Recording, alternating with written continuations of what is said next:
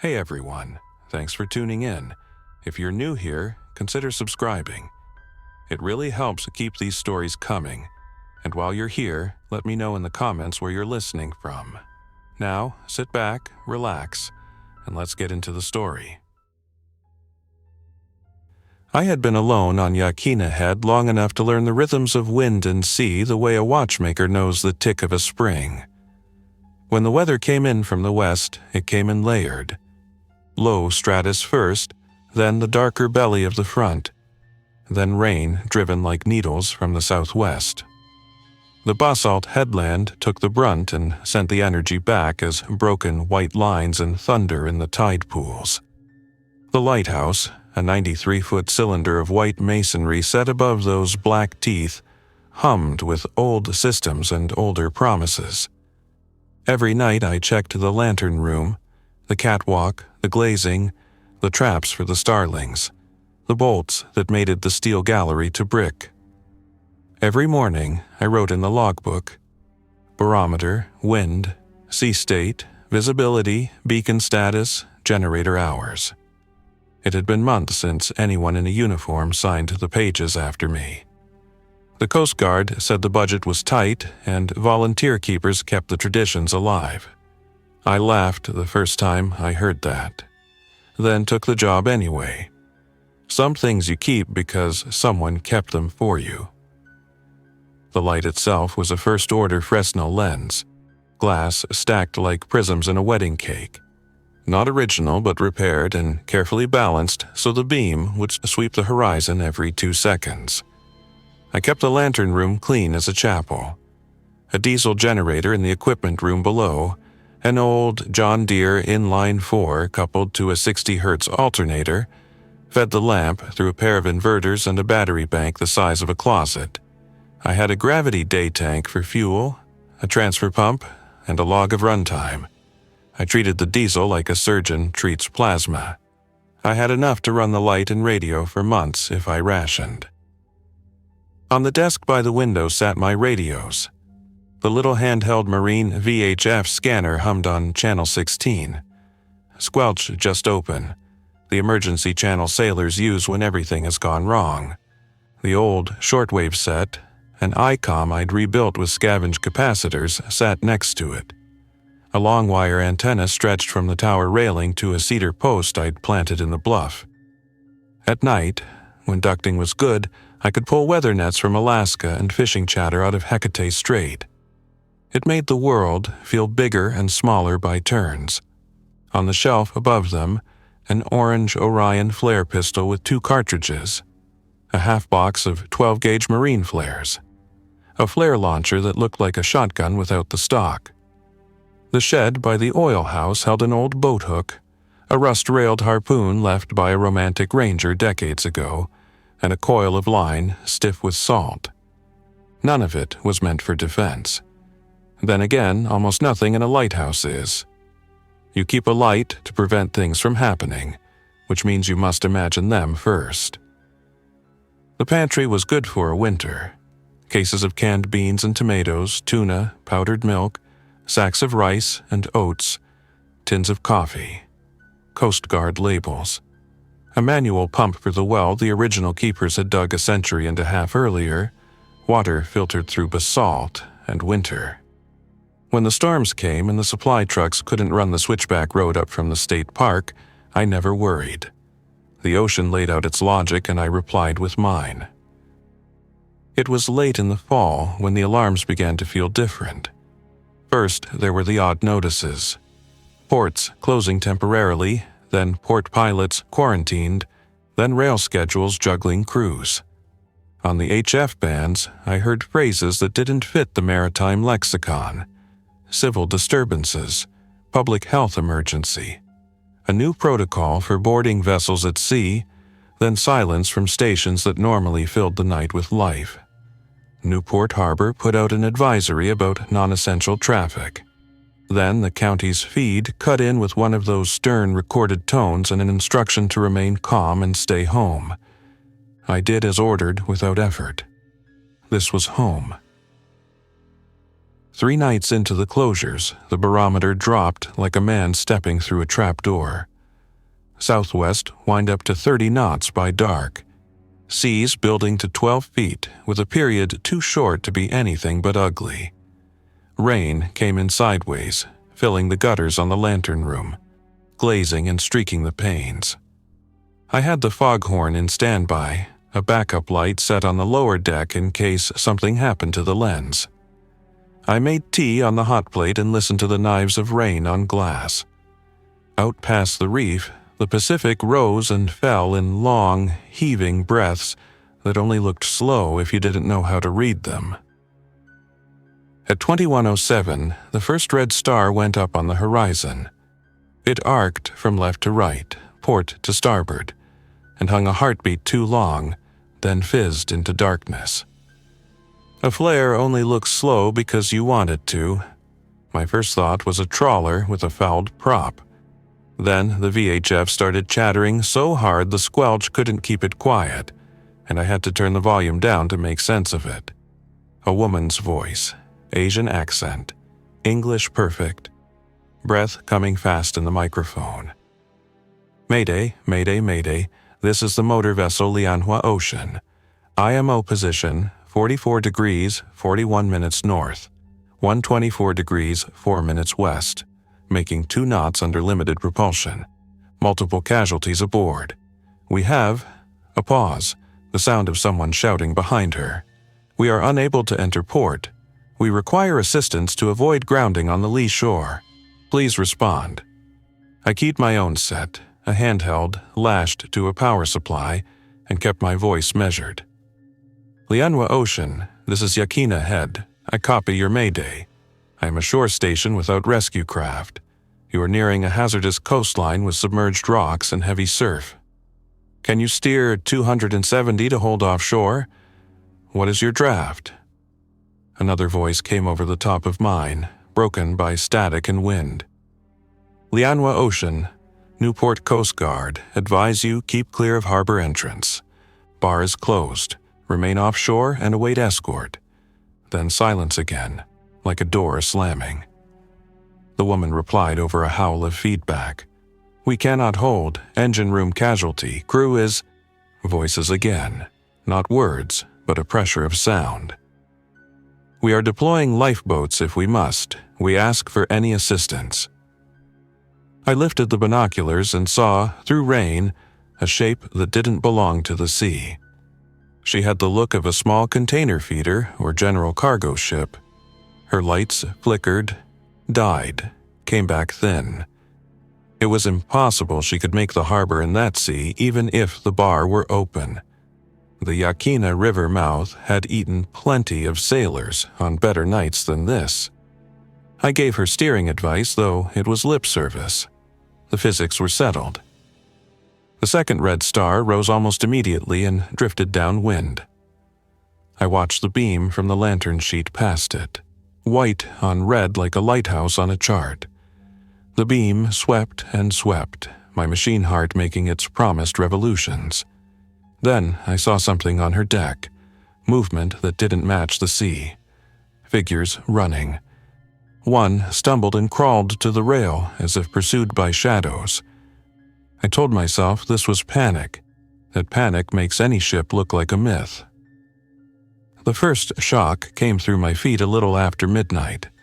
The Lianhua Ocean struck the outer teeth of the basalt, not clean like a grid collision, but the lateral, ripping engagement of a hull being reminded that rock does not negotiate. The sound took time to climb, a heavy thud and a drawn-out grinding like someone dragging an appliance across concrete. The beam swung and picked out white foam around her bow, and then one crane arm pointing like a finger at the sky. Sections of steel, lights, crates, broke free and arrived at the base of the headland with force. I felt them as thuds in my sternum before I heard them. Then the lifeboats. Modern lifeboats on ships like that are enclosed capsules with diesel engines, self-righting. I saw two drop into waves far too steep for their design and roll to starboard, rewrite, then surge toward the trough. Orange shells in black water. One vanished almost immediately and then reappeared upside down in a surge. The other made ground on the sea not by virtue but luck, and smashed into the fringes of the rocks below my tower. The surf took hold and sucked it in and spit it out, and finally left it hanging half in, half out of a pocket where the basalt shelves form a brief hook of mercy. I went down the spiral stair with the flashlight and my orange foul-weather jacket, the one with the reflective tape that still remembered daytime. At the workroom, I took the boat hook and a coil of line and hung the flare pistol by its lanyard under my left arm. I did not take the rifle yet. On the way down the inner steps, I checked each porthole slit for water intrusion.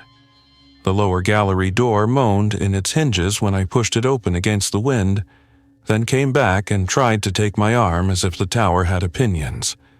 I forced it, set the iron bar, and stepped into the spray. The path down to the lower landing is a spine with basalt ribs and a handrail. In a storm, it asks if you are a fool and insists you prove it. I bent into it and counted slips with my left hand on the rail until the surf reared up and flung white up to the levels of my knees. The air smelled of salt and engine exhaust and something else like burned rubber. Down below, the orange lifeboat rocked nauseously, then twisted to present its hatch to the air. The hatch swung and something poured out. People.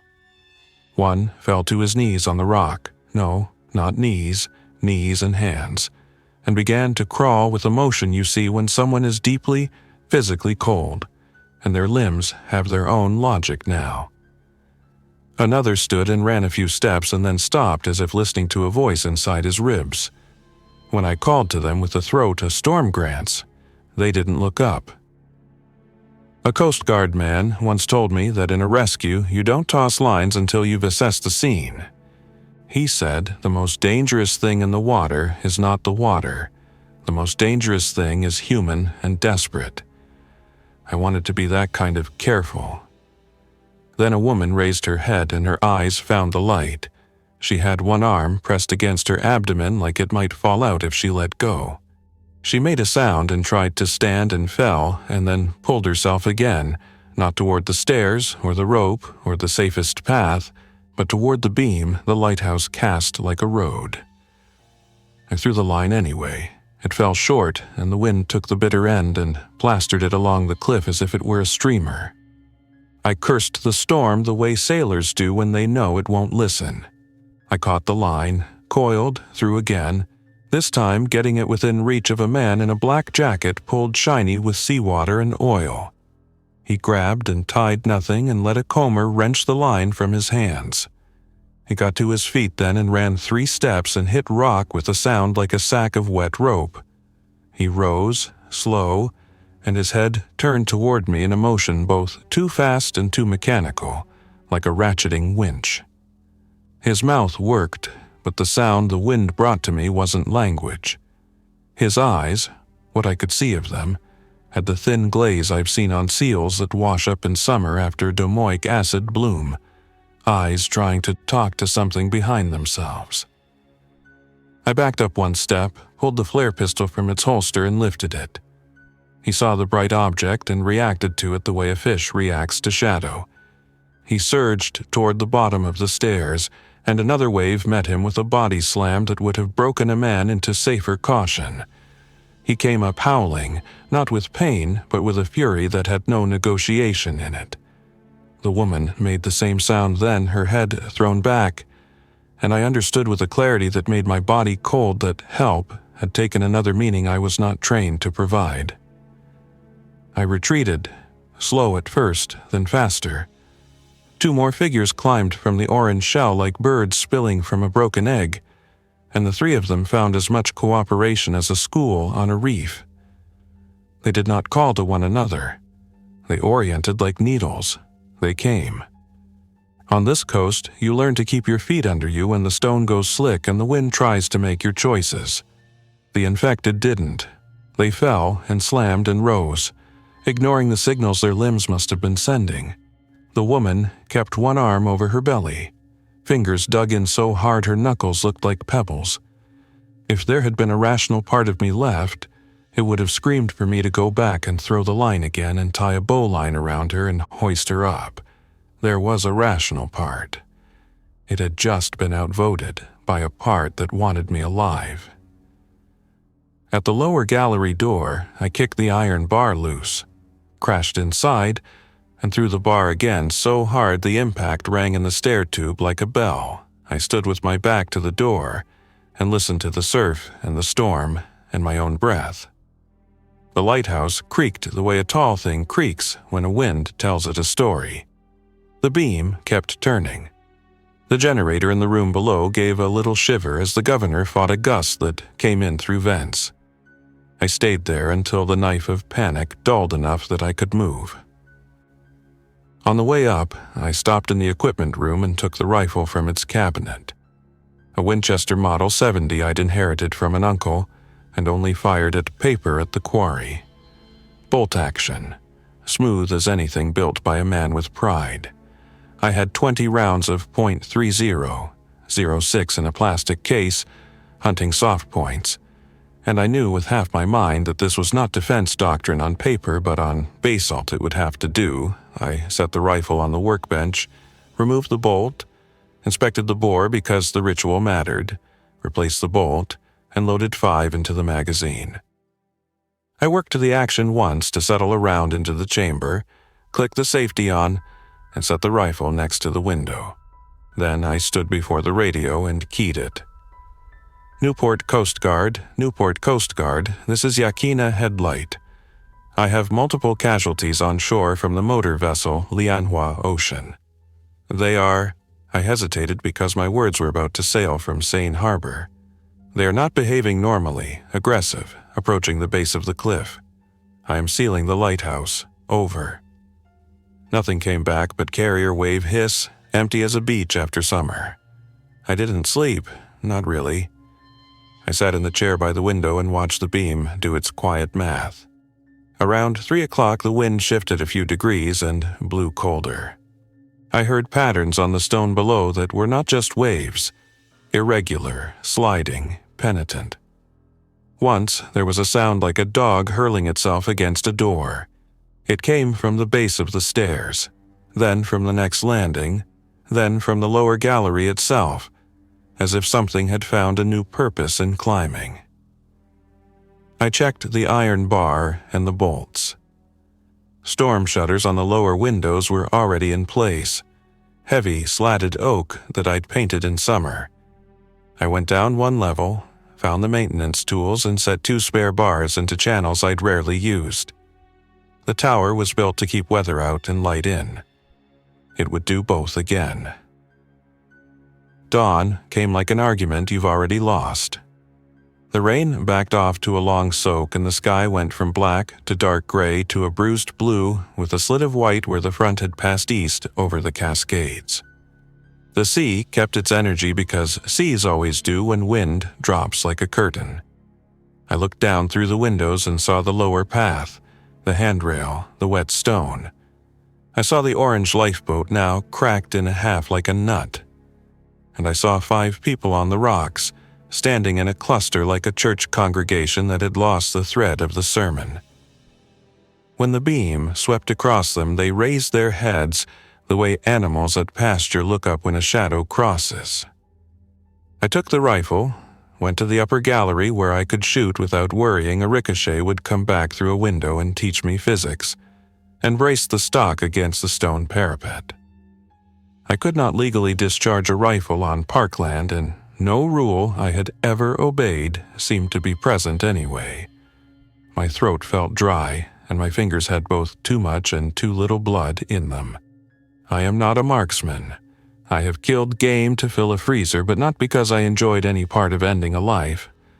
I lined the crosshairs on a man's chest because that is where you are trained by movies and bad habit. Then I remembered the physics again and took the beat a little higher. I told myself 100 things about mercy and self-defense and the greater good, and none of them made my hands less like strangers. I took the shot. Rifles do not sound like they do in films. They crack hard, and the sound curls back around your head like an insult. The recoil was a respectful push, and the bolt lifted like it had expected this for years. On the rock, the man flinched but did not fold.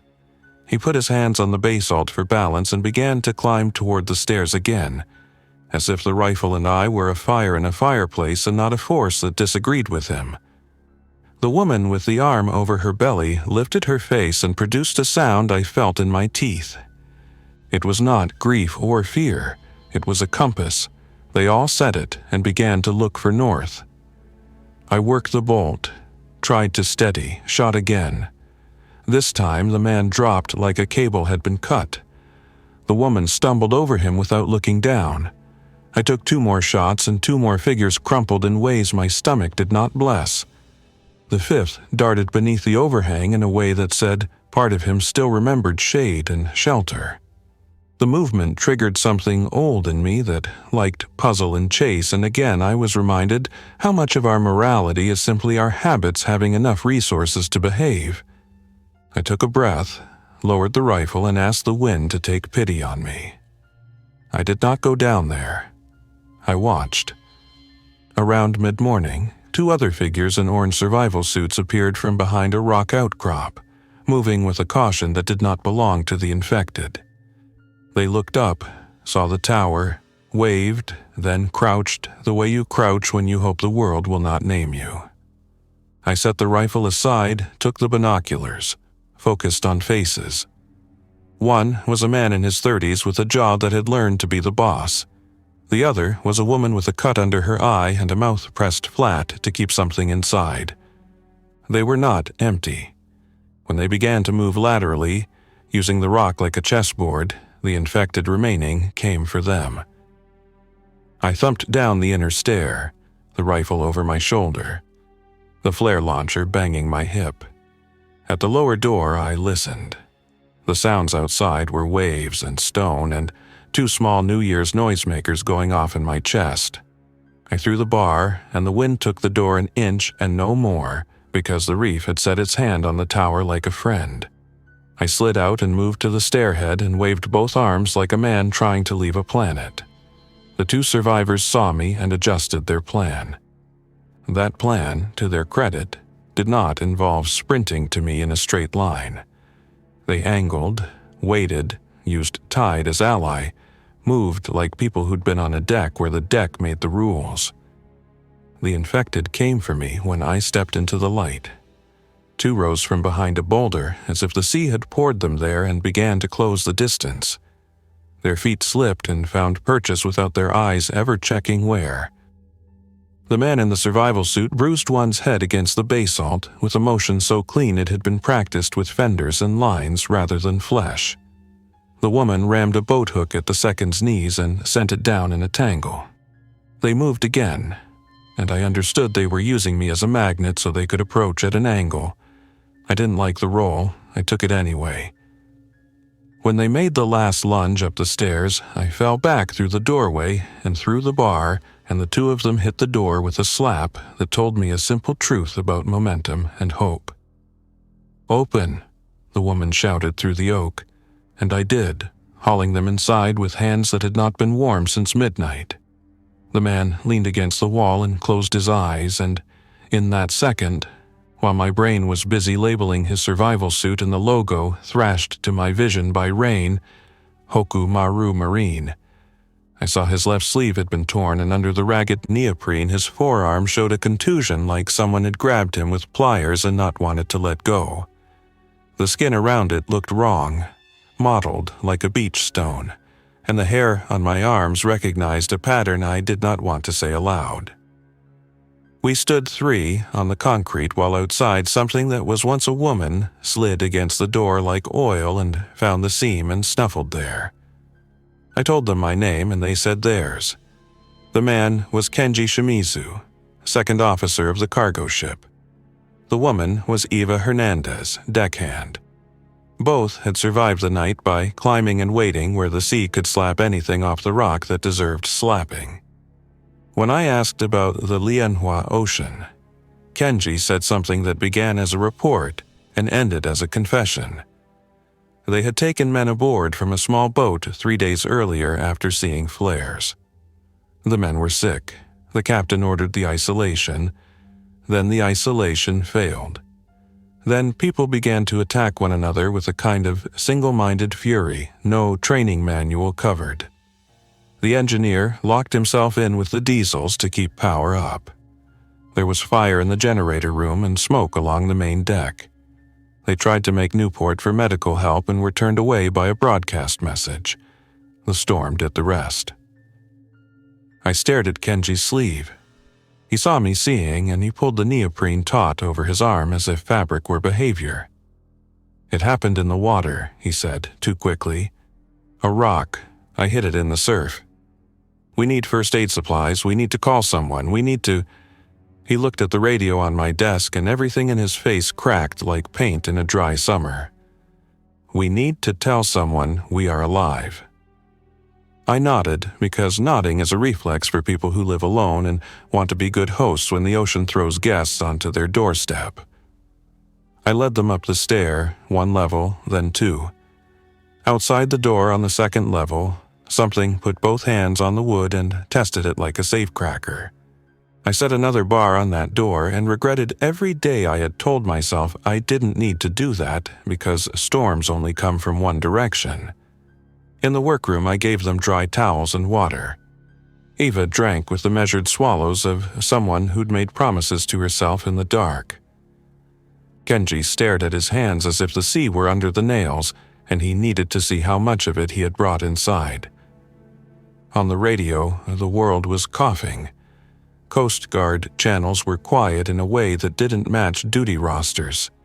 HF nets had strings of numbers and then frantic little islands of voice. A port in Washington saying all inbound ships must anchor and await inspection. A Navy man saying only stay offshore. A fisherman saying his brother had been bitten and didn't look right, and what should he do? I raised a weather station in Coos Bay and got a recorded loop telling me about winds I could feel in my teeth. The EAS on the county channel repeated its admonition to shelter in place. An hour later, the EAS went dead. I took Kenji aside and asked to see his arm. He didn't want to. He did. The neoprene peeled back with a sound like a bandage ripped from a knee. The bruising was worse than I had told myself. A semicircle of dark under the skin, a crude match to human incisors, the edges of the mark inflamed with a strange pearly pallor. I have seen bites from seals, and the rake of crab, and the slapstick of jellyfish, and I have seen what rock will do to a careless man, and this was not those. I thought of the way the man on the rocks had risen after the first shot. I thought of the phrase one of the radio voices had used, unidentified illness. I looked at Kenji's face. He looked at mine with a plain, awful knowledge in his eyes. "How long since this?" I asked. He checked the clock and then his own memory like he was running through a checklist in a wheelhouse. 7 hours, maybe 8, I feel off. He tried to smile, and that, more than anything, frightened me. The smile was a behavior he was careful to perform because he still knew I would want it. Behind the smile, something had begun to ask him if he still remembered his own name. I told him we'd clean it. I told him we'd wrap it, keep it dry. I told him what men tell each other when the physics look bad. That will help. Eva watched me with an expression that was loyal, because loyalty is what keeps you from being alone in an accident. She didn't ask me if it would be okay. She asked me how many rounds I had. When I answered, she made a face that said she'd been at sea long enough to inventory a vessel by smell. We worked. We always worked. I cut the generator runtime to preserve diesel, letting the batteries carry the light through its day cycle, then bumped the set for the dusk window when the beacon takes more load. I set the foghorn to manual so it would only sound in low visibility. Sound drew the infected like gossip. I filled the lamps in the gallery with clean kerosene and set wicks so the tower would have light without the generator's voice. I dug heavy storm shutters out of the equipment store and bolted them over windows that had never needed armor. The iron doors at the base of the tower I greased, not because they would work better, but because the worst thing in the world is a hinge that screams when you cannot afford to announce that you are moving. I gave Eva the harpoon. She weighed it and nodded and did not laugh at its age. I took the flare launcher and clipped it back under my arm. Kenji asked to sit a moment. He sat on a bench and closed his eyes and breathed like a man who had carried sacks of grain all night. Afternoon brought a lull in the rain. We opened the upper gallery door and let the air cut the fog that had settled in the shaft. Below us, the tide had fallen away from the lower rocks, exposing more basalt shelves and green pockets where water made temporary countrysides. In the nearest shelf, 2 bodies lay face down. One had the orange of a survival suit around his shoulders like an abandoned cape. On the path below, 3 figures clustered around the first turn where the handrail is anchored with J-bolts. They lifted their heads when our shadows cut their patch of gray. Then they started up. The steps at Yaquina Head are not elegant. They are functional, poured in sections, set into rock that looks imported from another planet. The infected climbed them not like hikers, but like toddlers who have learned a new tool and want only to apply it. They fell and stood and banged shins and did not register the pain at all.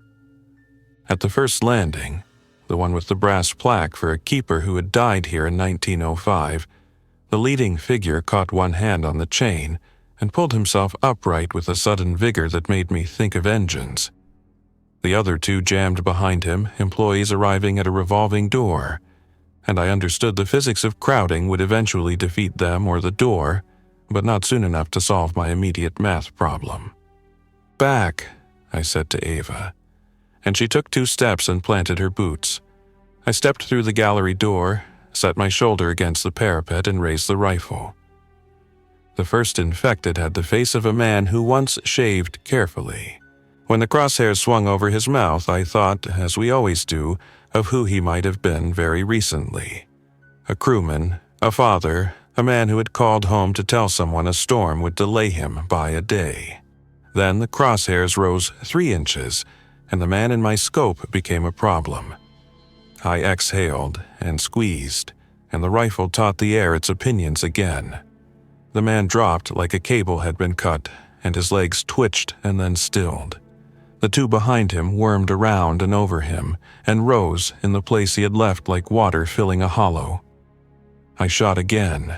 I am not a marksman, and yet the human head is a target made by nature to be a decision point. The second infected stopped where he was. The third came on, slipping on the surf that the wind flung up the steps. Eva leaned out and thrust the harpoon like a man from another century putting food on the deck. The point hit the infected's sternum, and the man made a sound that in any other context would have been a gasp. He fell backward and took the harpoon with him until the rope yanked it out of Eva's hands. The harpoon clanged against stone. The rope snaked. "Back," I said again, and we stepped inside and set the door. Kenji had been on the inner stairs watching. He said he felt cold suddenly and then hot, and then his hands shook for exactly 3 heartbeats and then not. He cupped his arm like a man holding a bird. I asked him where the pain was, and he smiled again and said, like a man too careful with his syllables, "Everywhere." I told him to lie down on the bench, and he did, obedient as a trainee. He asked me how often the light rotated. He asked about the clutch on the rotation gear, and I told him how the electric motor drove a worm gear that turned the carriage and the lens rode on a mercury float in the old days, but now we had ball bearings. He nodded. How much fuel left, he asked, and I told him hours, then days if I stretched them properly. We should save the signal for big things, he said. Yes, I said, and it was the last sentence he spoke that sounded like him. Night brought the long work of listening. I tuned the shortwave set more by habit than hope. On 7 megahertz, I found a net of ham operators in Idaho and Utah trying to coordinate supplies for towns that had closed their borders. On 5 megahertz, I found a military-sounding station ordering all vessels to remain at sea and await instructions. Then a noise like a paper bag being crushed and silence. On 14 megahertz, a voice in Australia surprised me and we both laughed. In that way, men laugh when the worst thing about their day is the ionosphere. But just south of the maritime band, I heard a recording. A female voice reading a list in a comm that had to be recorded before any of this began. She named ports that were closed. She named a town in Washington where a shelter had been established. She named a Coast Guard cutter that I had seen out of Newport 100 times and said it was assisting offshore. Then the transmission began again, and I stopped hearing her voice and only saw the words in front of me like even the air was trying to become ink now. Around midnight, a new sound came into the night. The steady pulse of a diesel far offshore. Not deep, like a big ship, not the choppy beat of a gill netter. Something between. I stepped onto the gallery and put binoculars to my eyes until the spray patterned the lenses and made stars where there weren't any. When the beam swung west, I saw it. A fishing trawler. Steel hull, one mast, deck lights flickering as if they were on a bad circuit. She made a wide circle and then slowed. She was coming to anchor offshore, stern to the weather the way you do when you mean to ride out something you can't steer through. Only she didn't drop a proper anchor line because I saw nothing like it on the bow. She drifted sideways and then settled in a way that said the sea had placed her there simply because it could. And then the boats. Not lifeboats this time. Inflatable dinghies I recognized from every marina on the coast. Ribs with outboards. Workhorses of 100 harbors. They don't last long in a sea like this, but 3 launched anyway, and when they hit the trough they scrambled up its far side with tenacity that only ignorance or desperation grants. Dark shapes inside them moved and stilled and moved again. I lifted the VHF. Vessel offshore, Yaquina Head. This is Yaquina Head Light. Be advised the shoreline is hazardous and the bar is closed. Do not attempt to make landfall. Identify yourself. I got back a noise like voices arguing in a barrel. Then a single word, English, but not at home inside the mouth that made it. Help. The boats kept coming. I went to the equipment room and grabbed the 5-gallon can of kerosene for the gallery lamps, the one with the red label. I grabbed a bucket and a rag and the core of a plan that was part mechanical and part primitive. On the stairs, Ava looked at me, then the can, and nodded like she already had the rest of the idea. "Wind's wrong," she said. And I said, "A bit." And we both knew we were lying to keep our bodies working. We carried the can down one landing, then another, moving like waiters shifting a giant soup pot. On the lower gallery, the wind tore at the flame in the hurricane lantern until I cupped it with my hand like I was making a promise. I drowned the rag in kerosene and tied it to the harpoon's shaft just below the head and twisted until my wrists hurt. The surf hit the rocks like a freight train, settling a question. When the next lull came, I lit the rag and it bloomed yellow, and the smell of lamp oil married the smell of salt and the smell of old engines until the air itself seemed to vibrate with refinery. I stepped to the parapet, waited for the boat to appear between 2 black fangs, and threw the harpoon with a motion I had spent childhood practicing at hay bales because I wanted to be the kind of fool who believed in summer. The throw was decent, only in that it was made at all. The harpoon flew with all the aerodynamics of a pipe wrench. But the arc was generous, and the wind loved it just enough to turn it toward the outline of the boat. It struck the edge, bounced, and fell into the sea. The rag, freed by the impact, slid along the boat's rubber side for a ship's heartbeat and then stuck, as if the ghost of a tradesman were tired of watching amateurs. The flame licked and then ran, not across the rib but along the sheen that every dragger leaves behind it, the invisible fingerprint of fuel and oil and every fish she's gutted in a bright hurry.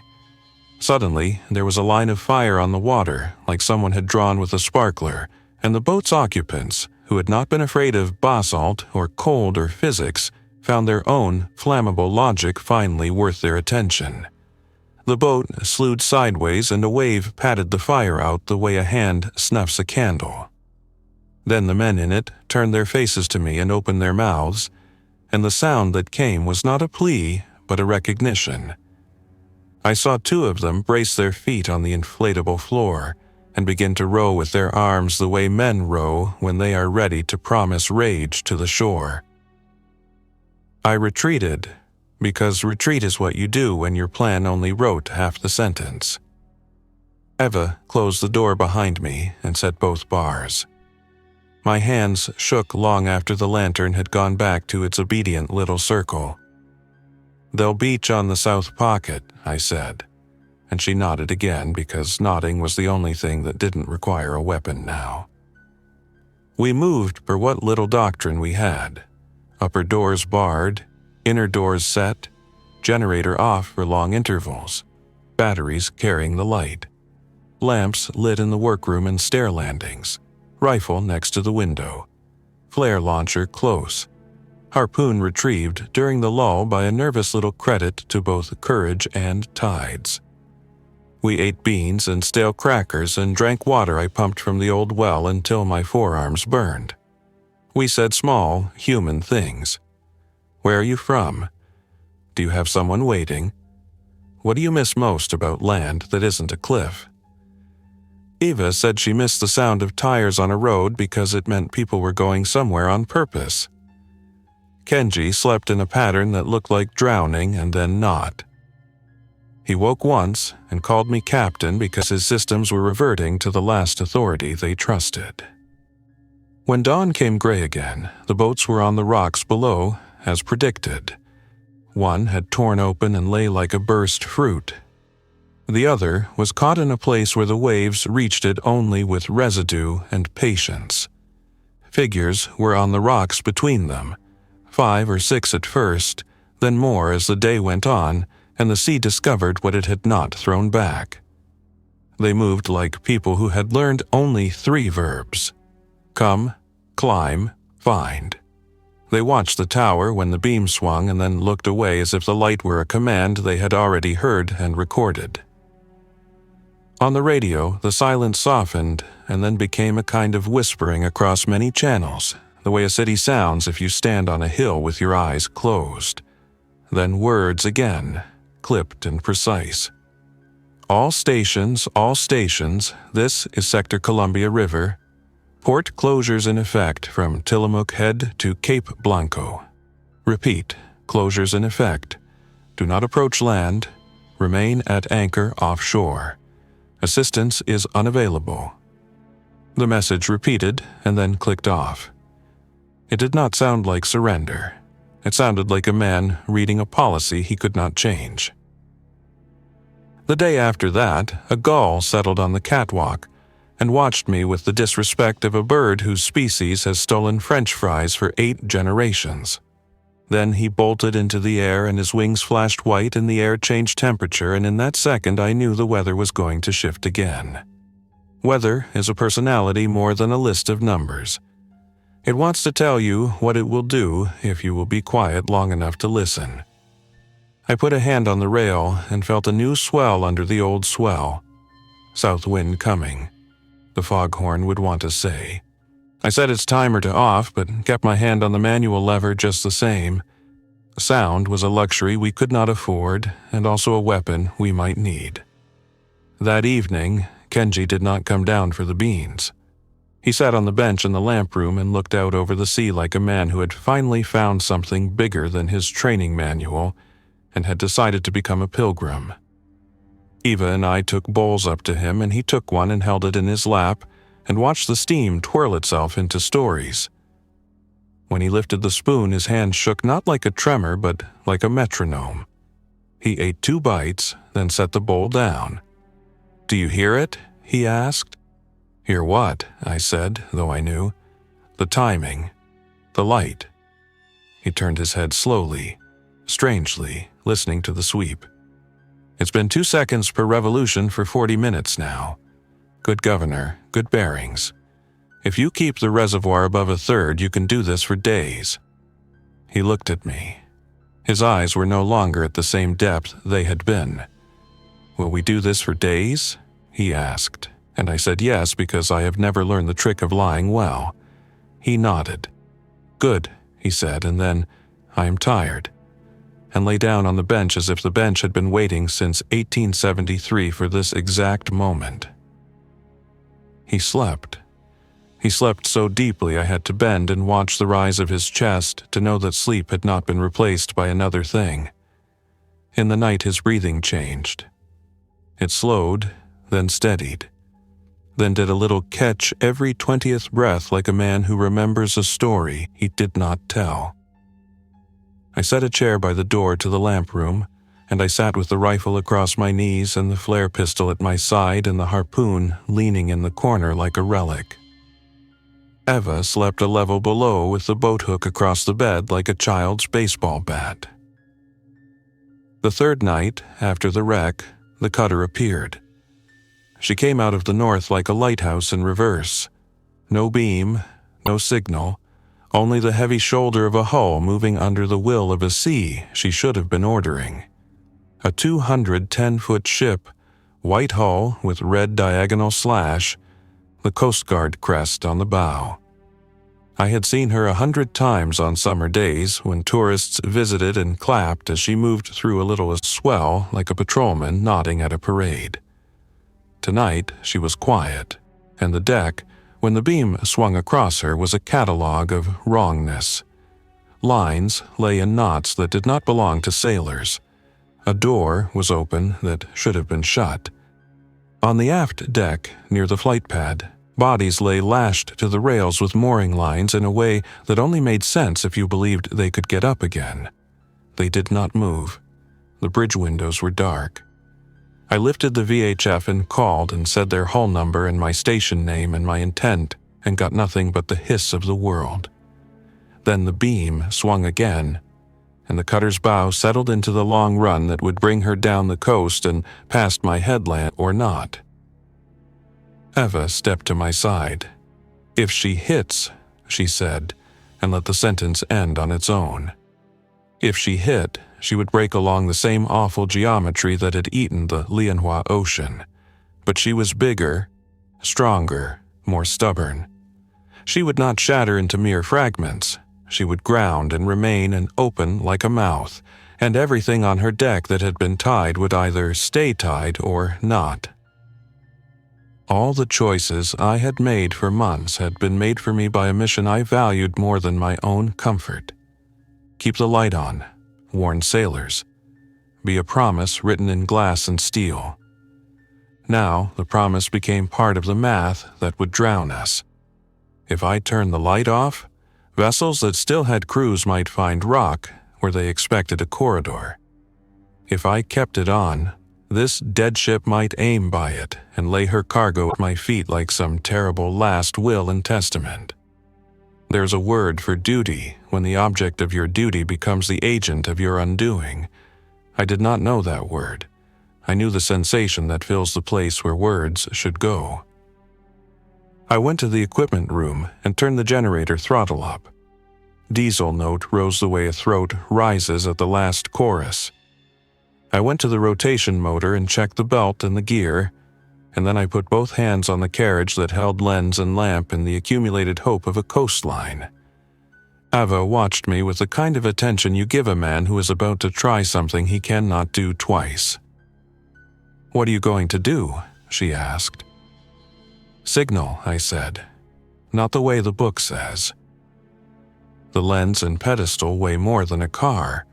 They are made to turn with hand pressure if you know how, but only with a delicacy that says every part of the machine must agree.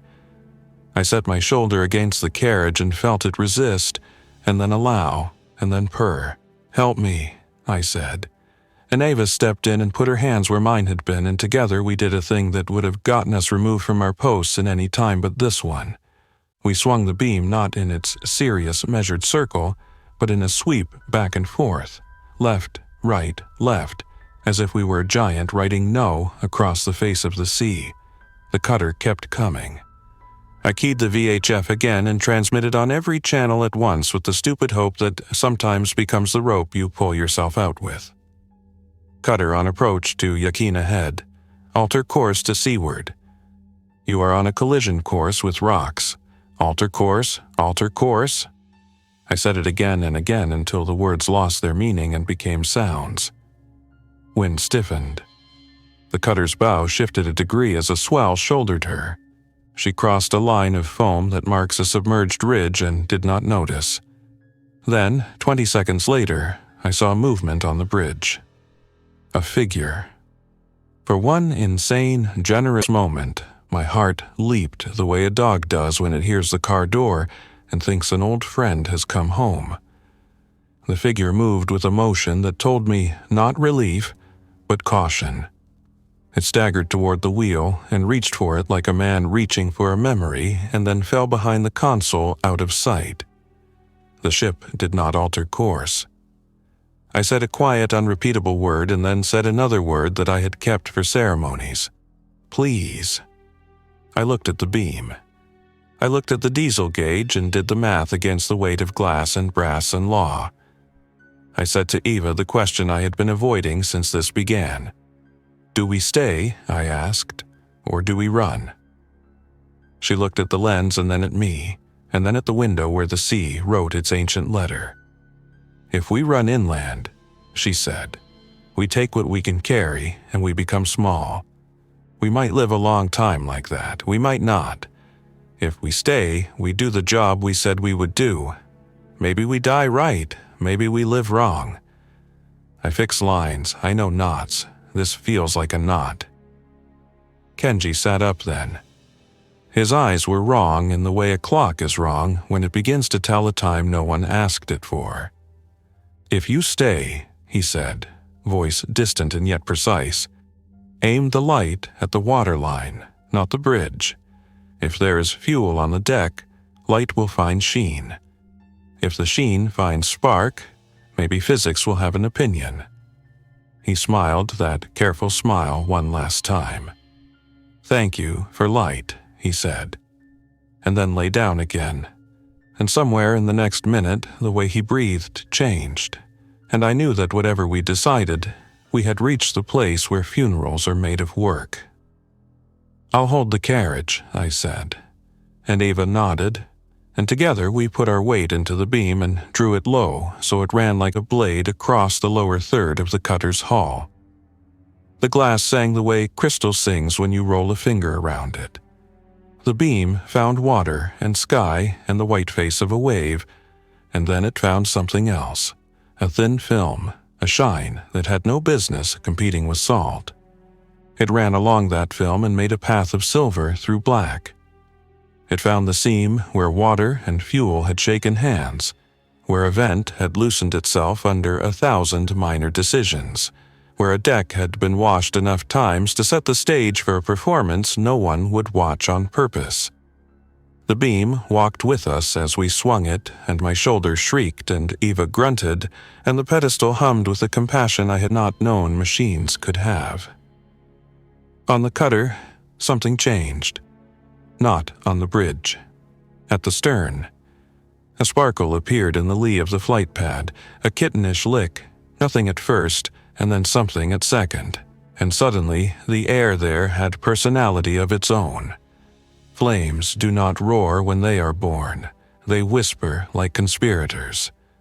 The whisper took breath and then spoke with more confidence, and in 3 heartbeats there was a tongue of fire on the aft deck, and then another, and then the sea told the wind to sit down because it had a story to tell, the cutter's stern lit with a reluctant roar. The figures on the deck that had been lashed there had opinions then.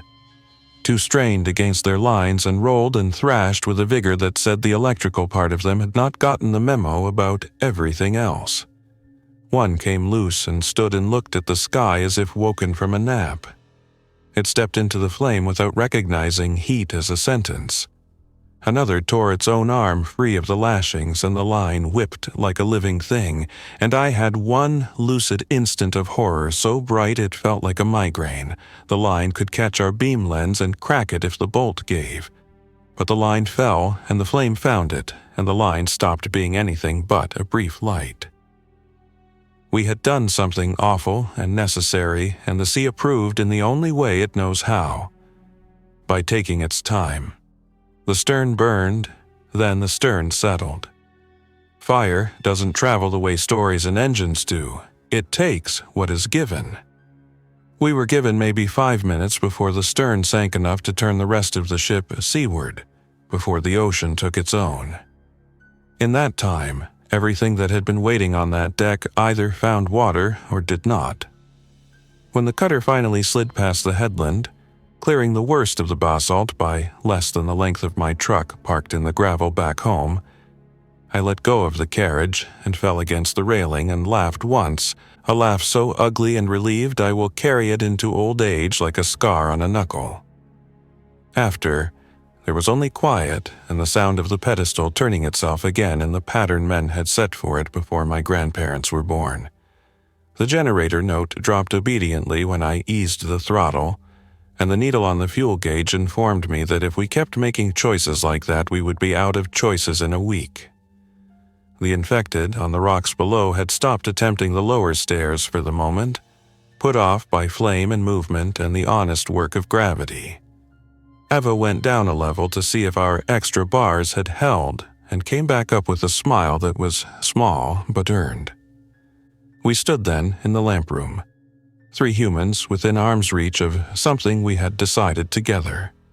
One of us breathing with the rhythm of a machine that is cooling.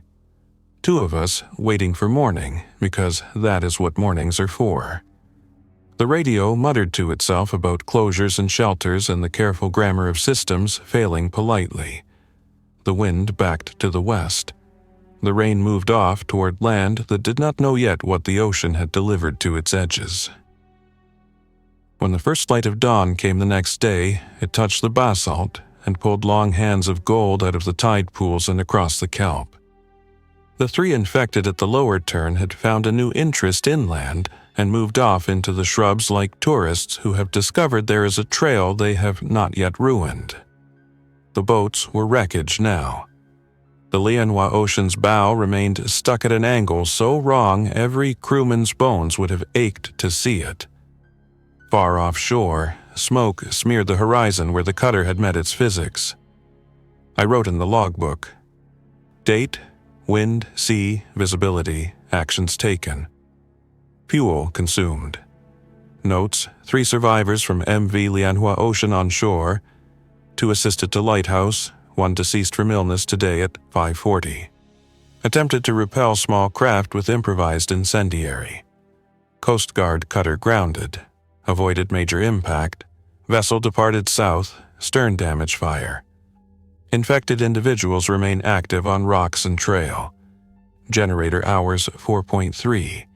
Battery bank 82%. In absence of further instruction, I will keep the light. I did not draw a line for the last sentence. I wrote it clean, then read it again. Eva stood behind me.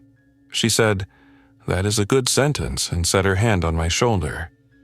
We ate oatmeal and pretended it was celebration. By noon, a new storm front was feeling its way along the coast. I took the Bennett wrench and tightened bolts on the gallery where the last gale had offered advice. I checked the lantern room, glazing for hairline cracks. I rebalanced the rotation by feel, a mechanic now, or a priest. Then I stood once more at the window and watched the place where water becomes map.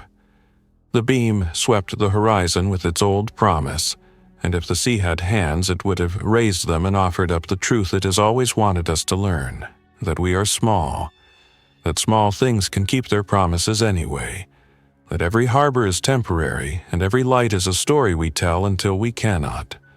That telling it is the point. By late afternoon, the long wire antenna had a glaze of salt that changed its tuning. I climbed with a rag and wiped each insulator as if I were washing a child's face. Voices came back into the set. A man in San Diego reading shelter locations, a woman in British Columbia giving weather like it mattered in the old way. A stressed operator in Seattle telling cargo vessels to remain outside 200 fathoms. None of them said what I wanted them to say. Good job, hold fast, help is coming. When night fell, it fell softly, like a curtain being lowered by a friend who knows your eyes are tired. The beam wrote its arcs. The foghorn stayed quiet because I told it to. Somewhere below us, in the brush near the path, something moved in a way that did not belong to deer. I took the rifle and the harpoon and we went to the lower landing and listened. The infected are patient, not because patience is a virtue, but because they have no idea time exists. We heard them shuffle. We waited. We decided not to do anything grand. Around 2 a.m, I heard a sound I had not heard in days. A truck on gravel. I froze, and then I moved to the window like I had been a cat in another life. At the bottom of the service road, near the state park shack, a pair of headlights turned off, and the night declared itself again. Then voices. Not the chorus of the infected. The quick, clipped, quiet exchange of people who knew the value of soft syllables. I lifted the binoculars and saw 3 figures come up the road slow, then slower when they reached the fence line on the ridge. They had packs. One carried something that had the silhouette of a tool case I knew too well. The kind the Coast Guard uses when the rotation needs attention. I raised the VHF and keyed a mic I had tuned to a narrow signal because I am a man who likes riddles. "Identify," I said. A voice came back with a smile in it. "You're the light keeper who can make a lens dance," the man said. "We saw your signature on the horizon. Neat trick, might get you a reprimand in a world that does that kind of thing. We're here to talk about more tricks." I breathed. "The road is not safe," I said. "Infected on the lower trail." "We saw," he said. "We brought tools and a dog and enough beans to break your routine." "Dog?" I said, and he laughed. "Dog," he said, and then whistled, and a small shadow with ears like questions trotted into the light from a headlamp and sniffed the air like any job worth doing starts with data collection. "We're not opening gates tonight," I said. "We're not asking," he said. "We'll bivvy against the wall and say our prayers to the people who poured the mortar in the 19th century. In the morning, we'll bring you news you're going to like as much as anyone can like news these days." "Tell me now," I said. He hesitated just enough to make me believe his honesty. "We're keeping lights up from Cape Meares to Florence," he said. "Skeleton crews, volunteers, anybody with a wrench and a conscience. We've got a plan to move people by sea who are still healthy. NOAA guys at the Hatfield Marine Center are using research boats to ferry supplies at night. Newport's shut, but there's a beach north of your headland where a landing might not be suicidal if we do it at slack tide. We're going to try at first light. Keep the beam steady for them." He paused. "If you can." I looked at my gauge, at my hands, at the lens that had already forgiven us for badly improvised work. "I can," I said, and then, "Tell them to keep their flags low and their expectations lower." "We will," he said. "Morning." And then the radio went quiet in a way that did not frighten me at all. We did not sleep, or we slept like men do when the thing they have wanted returns disguised as responsibility. I put the generator on for an hour to top the batteries, then shut it down to save what we would need for that hour when physics would become opinionated again. We made coffee that tasted like tin and ambition. Kenji, who was sleeping the sleep that people romanticize in stories because they have never kept watch over a man whose pulse is a negotiation, did not stir. I covered his face with a towel and spoke his name and told him, out loud, the thing I should have said while he was still ledgers and checklists and jokes about bean cans. "Thank you." At first light, the sea had the humorless beauty it brings on winter mornings, when the front has moved east but left a long swell marching in from somewhere near Japan. I swung the beam across the water in its proper sweep and then held it, just a fraction of a second, on the place where the cove north of the headland has a gentler grade. A research skiff appeared there like a line drawn by a pencil just before a hand smudges it. She wore no lights. She wore no name. She wore men with their faces set like chisels.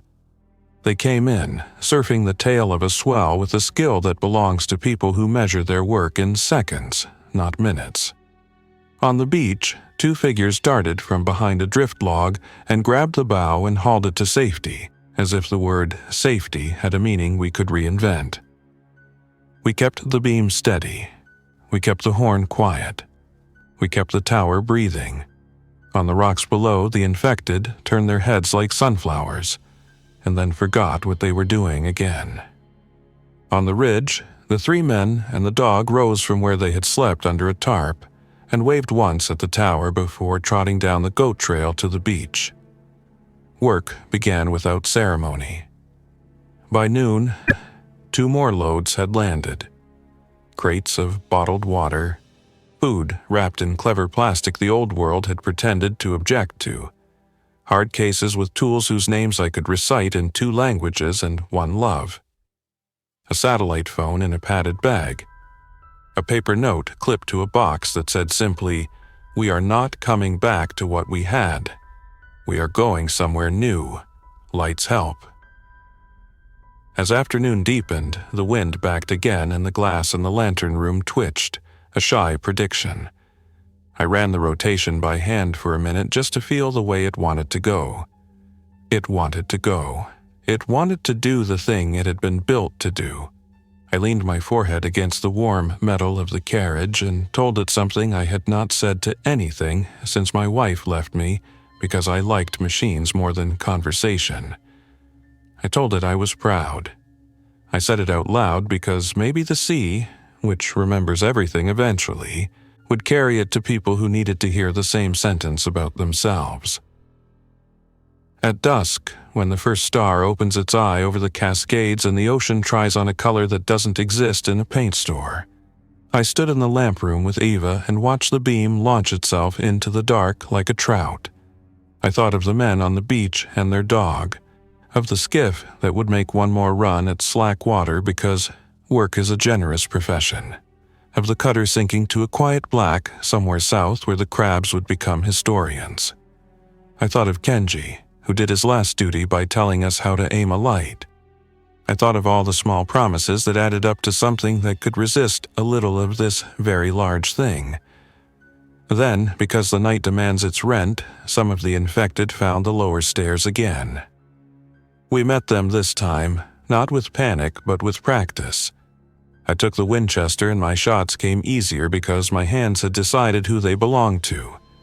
Eva used the boat hook like gaff and not like a spear, hooking ankles from a safe angle and letting gravity do the discouraging. The harpoon stayed on the wall, a veteran allowed to go to parades but not given a rifle anymore. When the last of this small group lay quiet at the foot of the stairs, we did not celebrate. We drank water and sat with our backs against the cool stone and listened to the pedestal tick like a heart. In the small hours, when the plankton glow in the surf if it's warm enough, it wasn't. When foxes visit campground spaces as if the signs still say reserved, they did. When lighthouses do the thing they were named for without thinking about being named, I stood at the glass and watched the beam. The sea was black as a closed eye. Far to the south, a faint smear told the story of a town that had decided to remain lit another night because even apocalypse has tastes to acquire. Over the water, clouds made a ceiling that would deny us any true navigation but our own. I spoke then, and I spoke to whoever waits just outside the reach of our little lights, and to whoever is still rowing, and to whoever is standing on a cliff or a roof or a balcony counting flares. I said, "We are here. We are still doing the job. If you are thinking of giving up, consider that we have a story older than any misfortune that says do not. Follow the light at 2-second intervals. Avoid the rocks below the White Tower. Come in on the third swell if you can, and if you can't, wait for slack water and then come. If you are in a small boat, keep your weight low and your hope steady. We will watch for you. We will make choices we would have scolded ourselves for in the old world. And we will forgive ourselves because the new one has different homework. If you cannot come now, keep your radio on when you can. On good nights, you can hear us farther than you think. The wind rose then, and I adjusted shutters, and we set new bars on bolts I had always meant to replace, and never did, because you always think you have one more summer before the winter that will prove you wrong. The fuel gauge hovered, a secret between me and tomorrow. The dog on the ridge barked once, twice, like punctuation. The skiff would come at first light again if the men were alive and the sea was feeling kind. We did not say the word victory. We said the word watch. We said the word keep. We said the word light, which is both an object and an action. And when I finally sat and let my head rest back against the warm stone of the lamp room, I understood that the choice I had thought I would make at the beginning, run inland with a pack or keep the light and fight, was not a choice at all. We would keep the light because that is what we are. And when the time came to run, if it came, we would run carrying the part of it that could be carried, even if that part was only a story. Thanks for listening. If you enjoyed this story, don't forget to like and subscribe. Your support keeps these creepypastas coming. Until next time, stay alert, stay safe, and never ignore the feeling that something is watching.